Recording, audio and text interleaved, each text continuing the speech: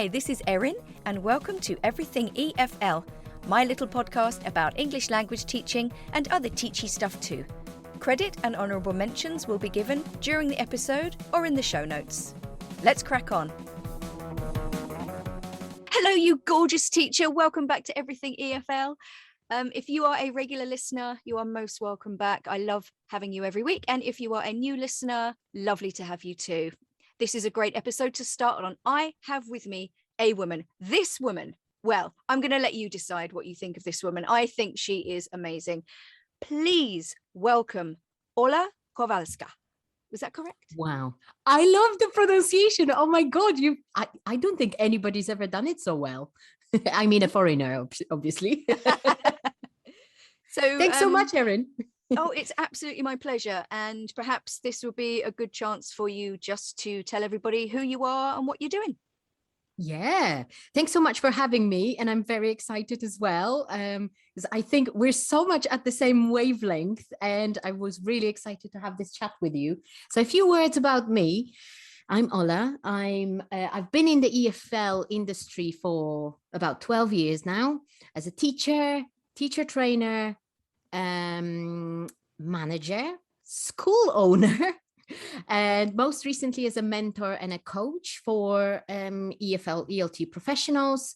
I've worked in many contexts and I've done many things because I've always been looking for something more exciting and more satisfying, I guess. So that's why I've tried so many things. I worked both in Poland, where I'm from originally, and in the UK, where I qualified as a CELTA trainer as well, and where I opened, which doesn't really matter because it's online. I opened my online business last year. It was first an online school and then stepped away from it to become a coach and a person who helps other people build their businesses, build their presence, take their first steps online as well. Brilliant. And mentioning, talking about that transition from teacher to mentor or coach, why should, because I know you're passionate about this, why should EL teachers perhaps step away from working for someone and work for themselves? I don't think it's a question of should, but I just see the only thing I see are benefits of that. And I think this has become especially prevalent in the pandemic. Unfortunately, schools, language schools have literally closed down, or they are in quite a bad financial situations. Their hourly rates have been cut. We know what's happened in China. So even if people were happy with their work, now the situation is actually getting worse. There is a list of problems that people kind of have that are associated with working for somebody else. But I think especially in the ELT industry, my favorite line that I hear ever so often is, "It's just that industry," which people use as an excuse to explain why people make less than £10 or €10 an hour, or even less than 5. Really? Yeah. Oh my God. Yeah, I was going to say, I was going to say that I would argue that conditions are bad anyway, never mind the pandemic. Exactly. So I wasn't going to, because, I was in the industry as a teacher, and I don't want to say that all of this time was wasted or absolutely awful, but, we all know that nobody ever goes into ELT for money because we know how bad it is, but it doesn't have to be, because there are ways of making it actually quite comfortable, at least comfortable for yourself. Absolutely. And how has your life changed since becoming self-employed? Oh my God. It's become my dream life, really. I've always been a bit of a rebel. I've never really liked anyone telling me what to do. My latest sort of job that I had was an admin job. I worked as an assistant director of studies in a language school. I know. And It gave me stability. It gave me what I needed at that time, which was, that kind of safety. And especially in that industry, when you're usually paid by the hour. And that's what I needed at that time, because I was just starting my family. But it got boring. It got under challenging, and it was just, wow. Thankless is the word I would use. Absolutely thankless. Yeah, unfortunately. So maybe had it been like, more responsibilities, I wouldn't have been so bitter about it, but unfortunately it wasn't. And yeah, again, lockdown made me realize that my priorities are different. I actually like working from home. I actually like seeing my child for more than an hour a day, because that's what used to be the case when I worked in London, commuting and everything, and it's just mental. And working with my husband, it's great. And now we've got that freedom of movement, and the money is better. The list is endless. Brilliant. I would also say that, like, I think lockdown has given a lot of people a lot of time, and more importantly, headspace, which is a word I use a lot, especially when I'm talking to people about stuff like this. I think you can only really make a change and really put that into motion when you actually have the headspace to think about what you've done, to reflect, and what you want to do, and all of that. And I think the pandemic has been a perfect opportunity. Awful though some aspects of it were, it gave some people the opportunity to actually go, do you know what? Don't want to do this anymore. Exactly. I couldn't agree more. I was just going to say that I actually did something very risky, because at some point my family's sort of idea of exactly, do you know what? This is not how we want our life to look. Took a big turn when we decided to actually move out of London and buy a house. So I actually quit my job in London, which, I know a lot of people wouldn't be prepared to do, because, not everybody can afford to lose that financial stability. But what I'm trying to say is we need to somehow create that headspace and that time and space to reflect on, is that really what we want to be doing? Do we want to find more work and more hours for people who don't really care if we have any sort of work-life balance? Or maybe not, or maybe we want a bit more from life. Yeah. You obviously you had a lot of self-belief then also. I think that must have been part of it as well. True. Yeah. I guess I've never been really afraid to take big leaps and to risk things. I don't know whether it's just my character, but it's not like I don't have doubts or fears. It's not like I think that whatever I do is just going to be successful. Obviously not, but I'm not that reckless. But there's always been a certain level of, do you know what? If I really put my mind to it, I can have it. And I can build a life that I actually want to live.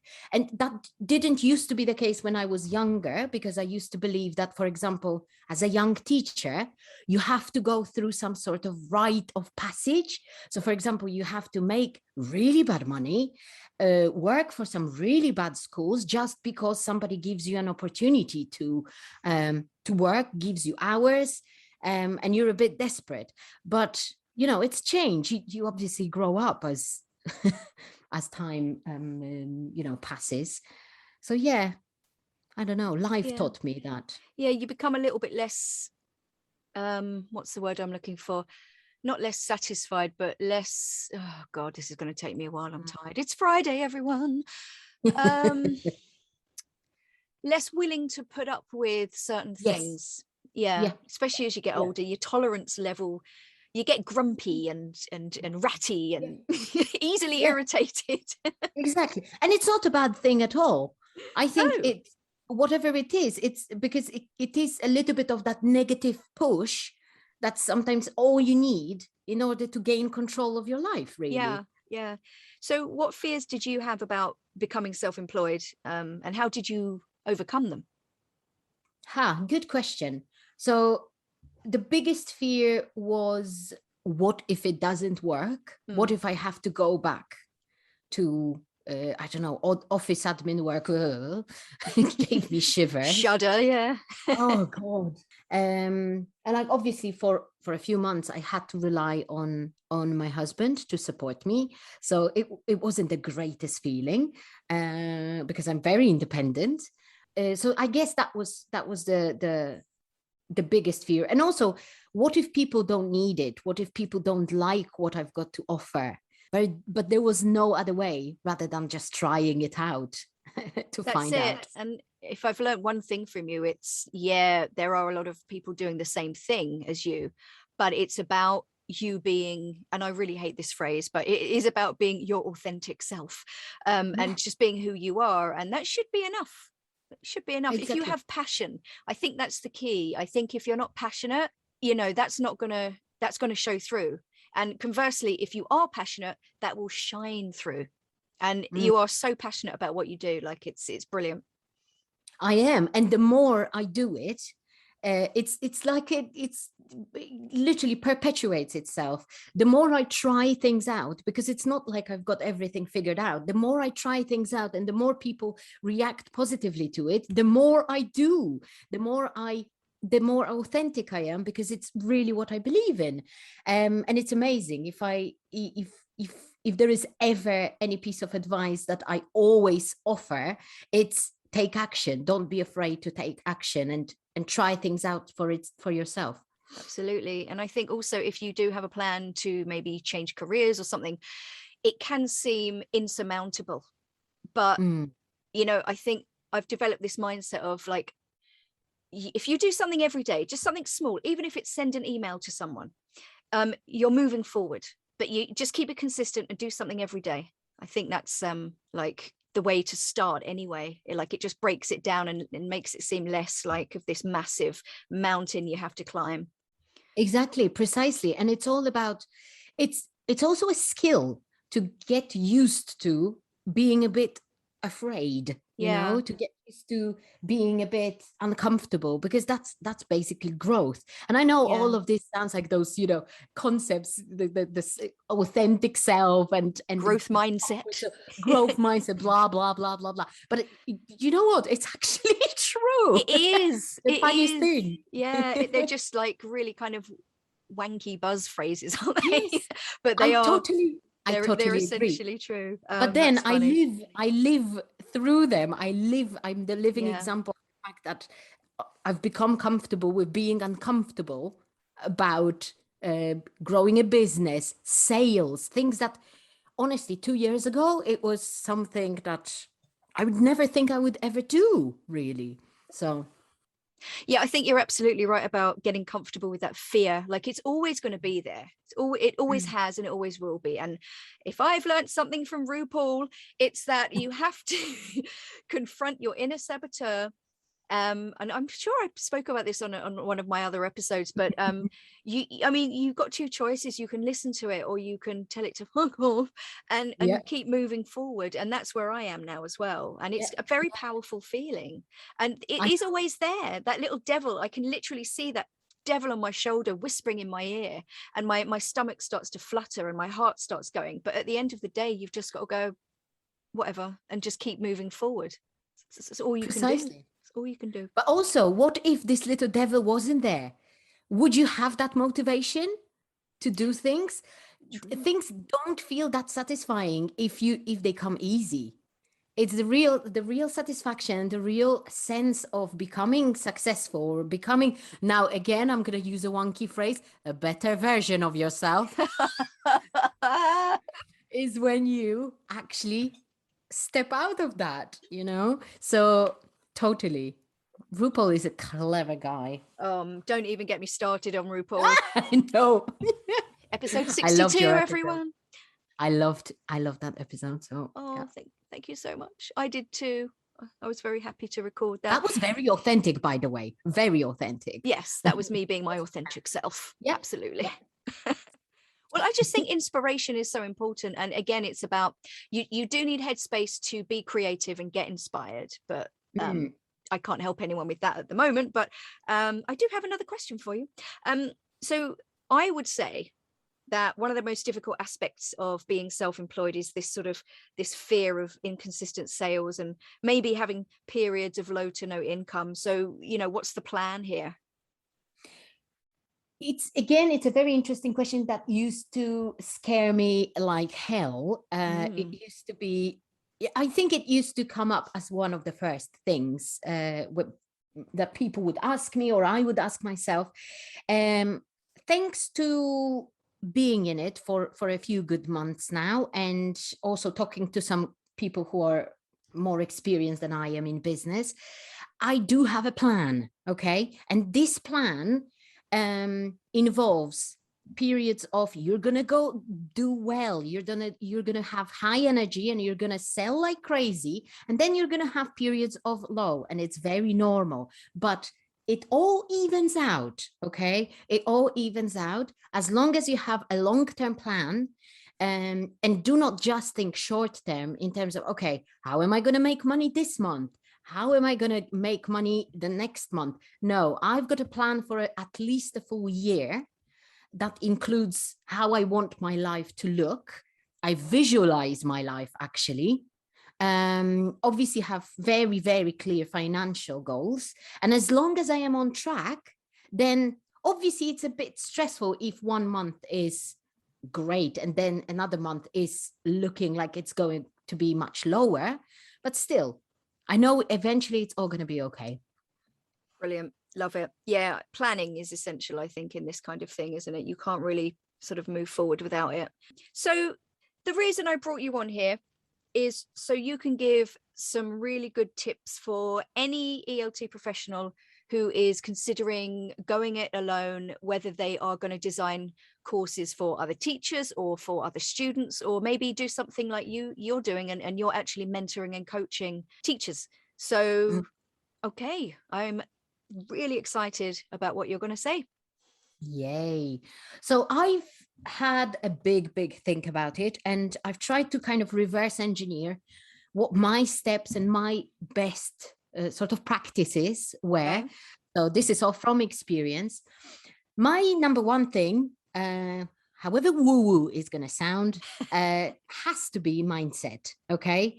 We as educators, unfortunately, have lots and lots of limiting beliefs around ourselves, around, so we've got all our problems, all our issues from childhood and stuff like that, but it's also things around education. So for example, we think that education should be accessible to everybody. That's why we wouldn't probably charge as much as we would want to, right? We think that exactly the market, ELT market, is saturated. Okay. I don't like thinking about that anymore. I know it is probably, but if you focus and if you make a conscious decision to focus on the fact that you're here as your one and only self, your authentic self, you're going to be fine. Because even if you do something super similar to somebody else, like, I don't know, selling business English courses, you do it your own way and you're going to attract your own people. So just not to talk about it for too long, but mindset is extremely important. Before I even start talking to people about any sort of strategies, I make them work on their mindset, because without that, we cannot go too far. I've got people that I work with and I've worked with, or who ask me for advice, and I give them tangible pieces of advice and strategies, but then they reply to me saying things that show that they don't believe in themselves and the product at all. Okay. Right. And if you don't believe in that, then I can give you all the strategies in the world and you're not going to take it seriously at all. Yeah, so that's such a good point. And like, just speaking from my own experience, like, I've been frustrated in the last few years, like I can do more, but I wasn't sure what. But then there was always that fear stopping me as well. Like I could never launch my own online business. I could never do this. But now I'm like, well, maybe I could. But it's a battle. It's a process. You have to work on your self-esteem and your mindset every single day. Yep. Yeah. That's another thing that RuPaul says. Ah. Yeah, no, but it is a process, so it's not going to happen overnight. I still work on my mindset. I still have like money blocks and things like that. I don't think I should be like, I can't charge a certain amount because, you know, people wouldn't pay, and it's all in me. It's never got to do anything with people and my clients or whatever. So it's extremely important. Yeah. And I know you can, and that's why it's so important to actually have people who believe in you before you start believing in yourself. And that was going to be my second tip. It's whether you surround yourself with what I call entrepreneurial friends. Okay, so people who actually understand business and what it means to start your own business. Sorry, but never ask for any advice. Do not ask your friends or family, because they will always try and project their fears and their insecurities. Very often it's people who, like for example, in my family, people in my family would say, oh, are you sure you want to do that? Are you sure you want to quit your job? But it's so risky. They project their own fears of maybe they wanted to try something in the past, and now they've got someone to project it onto. So never, ever do that. So Okay? interesting. So interesting. It's something that I've also learned, because I thought, oh, okay, I'm just going to tell all my friends what I do. They don't understand. They don't know what questions to ask me. They don't know. They like, oh, okay. When I tell people I've got my business, they still treat it as, oh, it's like a side gig, right? No, I eventually want to retire my husband with my business. It's not a side gig. But in order to have that feeling that you know it is a serious thing, because you might be doubting that it's serious, but people in your family and your friends might feed into that feeling as well. Exactly. And that again, like, it's, for some reason it's so much easier to listen to the devil than the angel, and all you need is one little bit of confirmation from someone you know and trust, or any like little doubts raised, and like, oh, okay, maybe I shouldn't do that then as well. Oh yeah, it's so much easier to stay in that. Yeah. Because you've been in that for your whole life. You mentioned yourself as an example that you've been quite frustrated. Can I start my own business? The reason why you've been in it for so long is because that fear was always there, but now you're crashing through it. And this is the hard part. Yeah. So yeah, having a mentor, having a coach, why not? And I'm not only saying it because I'm trying to sell anything here. The first and best decision I ever did was finding myself a coach who helped me with my mindset and with my strategies and processes. I cannot underestimate the fact that this was life-changing. And my business accelerated when I started being surrounded with other people who thought in the same way, who had fears, but were ready to take action to move their business forward. Yeah. And you still often mention your coach. So are you still being coached? Yeah. So there you go. It never stops. It never stops. She always says, even coaches have coaches. She's a successful coach who has been a coach for years, and she has a coach. So I'm pretty sure her coach has a coach. So it's just a never-ending story. It is. Yeah, I originally signed up with her for 3 months, and now we extended it for another year. Wow. Because I want to reach my goals, hopefully exceed them, you know? Yeah. But that's a really interesting side note, because I mean, it's easy to say get a coach, and people might be thinking, oh, just 2 months, 3 months, whatever. But no, think long term. Yeah. Agree. Exactly. Excellent. So I've created that space because I recognize that need. So there are people who work with me and decided to work with me long term. I've got my community, so people can join it and can be supported by other people who have sort of similar problems or ideas, and who could use the support and the accountability as well. And I think it's great. And I see the results. People feel really cheered by each other.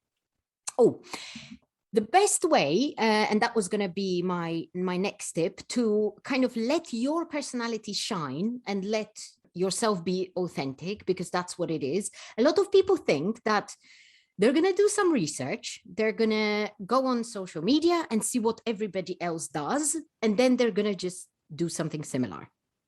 It's literally the opposite that you're supposed to do. So I cannot again stress enough how important it is to have your own very original, but by very original, I mean authentic to you version of what you want to do and what you want to offer in ELT, whether it is serving some specific people, whether it is serving, creating some specific courses or programs or whatever else, it really needs to be yours. So finding your niche, is what I was going to say, is something that I always recommend. It's much easier, especially when you're starting solo, to focus on a very, very narrow group of people. As an example, again, there are coaches and mentors who help people in education run their businesses online, but I haven't found many people who are specific to the ELT industry. So that's my narrow field, and that's my narrow tribe, of people. I now call them my tribe because they totally are my tribe, and I know my niche, and that's why I can serve them well. And this is the way to go, I feel. And I guess my last tip was going to be something that we already said at the beginning, but again, it's one of the first things I always say to my clients, is that setting yourself goals, smart goals. As teachers, we know what smart goals are, so it shouldn't be a problem. But people just forget. People think, oh, I'm just going to do something, okay? But where is this going, okay? What do you want to achieve? Because as long as it's going to be just some sort of a, oh, okay, maybe I'll try looking for some students online. No, say how many, by when. Okay, how are you going to teach them? One-to-ones, groups? Do you want to build a course? Do you want to have passive income? Do you want to have conversation classes? Whatever it is, set yourself a tangible, smart goal, and then take action. Take little steps, baby steps every day. As long as it's action, as long as you take action, everything will be okay. You will always feel that you're not ready, that you're like, oh, I'm going to do it when I have more time, because now it's autumn, so it's really busy at work. When you remind yourself of your goals, then it might be easier for you to get motivated to start doing, because those little steps, those little actions are going to eventually lead to something bigger. So that's especially for people who are thinking of a pivot from working for somebody else to working for yourself. And I guess that's it. This is the most important things that I've done and still work for me, basically. Yeah, I think the taking the little steps thing is, like I talked about near the beginning, is really important. And I think also the more steps you take, the more you achieve. And you can look back and go, I actually did A, B, and C this week. And then your motivation grows as well. Exactly. And then that little nagging voice in your head going, I don't have time for this, that gradually sort of disappears, because you become more motivated and focused. Your focus definitely becomes stronger and narrower, I think. Exactly. What I've heard once, and I thought it was very clever, that motivation is not a given. It's a muscle. It's something that we can and should work on. So if you don't feel motivated and you keep finding, I dare say, excuses not to work on that idea that, is supposed to lead to something bigger in your life, then know that the more you do it, the easier it will come to you. And it's totally, like you say, you're going to be more motivated to sit down and do certain actions, whether it is opening social media accounts, whether it is actually starting to build your website or your offer, whatever it is, doing always helps. Brilliant. Love it. Thank you so much.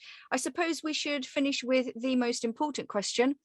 Do you have anything you would like to plug?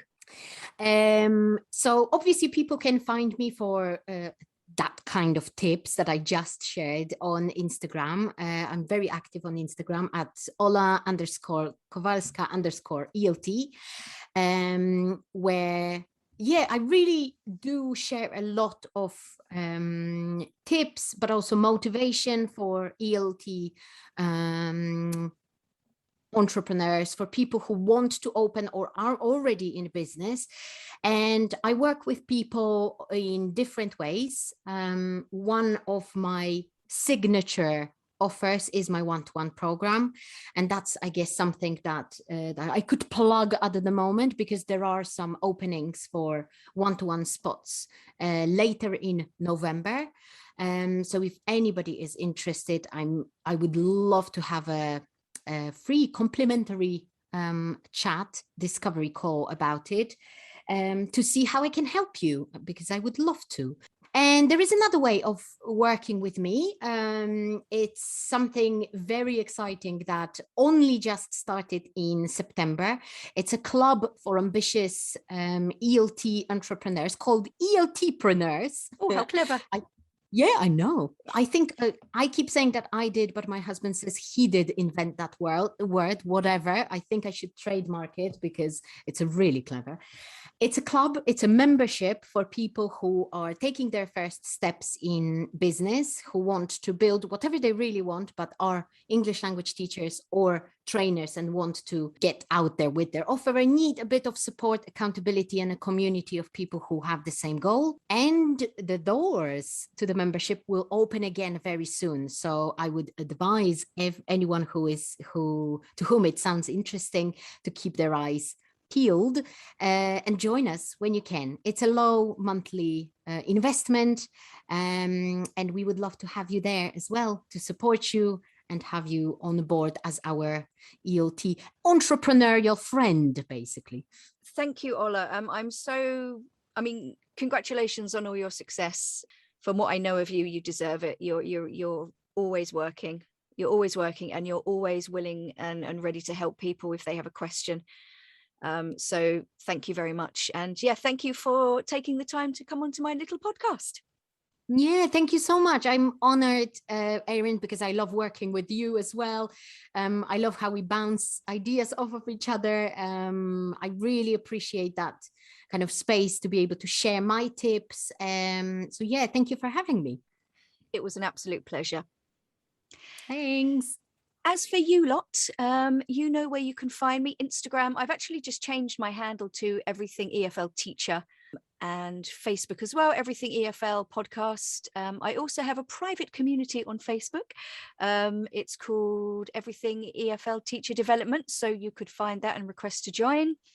What else? That's it for the moment. I look forward to seeing you in a couple of weeks, and until then, take care of yourselves. Have a lovely, peaceful week. Share the love. Bye.